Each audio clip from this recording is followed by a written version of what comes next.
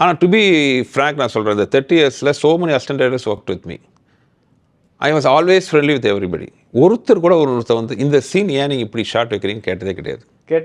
கேட்டால் I am ready to explain. I am more then willing to explain. In fact என்னோட ரொம்ப interview போன viral ஆச்சு ரொம்ப நாளைக்கு முன்னாடி. அதில் வந்து ரொம்ப நிறைய விஷயம் பேசியிருந்தேன். அது நான் வந்து எனக்கு இன்டர்வியூனே தெரியாது.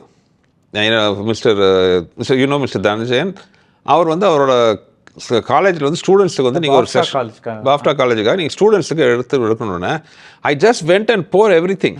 அவங்க கேட்குற கேள்விக்கெல்லாம் நான் பதில் சொன்னேன். முடிச்சதுக்கப்புறம் தான் தெரியும் it's been recorded. But anyway அதை பார்த்தவங்களுக்கு அதுலேயும் ஒரு விஷயம் எடுத்துக்கிட்டா.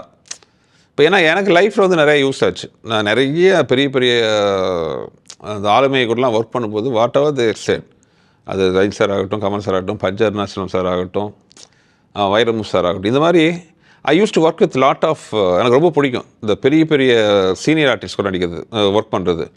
ஐ யூஸ் டு ஒர்க் எல்லா படத்துலையும் வந்து ஒரு கேரக்டர் க்ரியேட் பண்ணி இப்போ Gemini Ganesh sir, Jaishankar sir, MS Viswanathan sir, இந்த மாதிரி இவங்க எல்லாத்துலேயும் ஒவ்வொரு படத்துலையும் ஒரு கேரக்டர் போட்டுட்டு அவங்க கூட உட்காந்து ஐ யூஸ் டு டாக் அவங்களோட எக்ஸ்பீரியன்ஸ்லாம் ஷார்ட் நேரத்தில் வந்து போய் உட்காந்துட்டு சார் அந்த படம் எப்படி சார், அந்த சீன் எப்படி எடுத்தீங்க.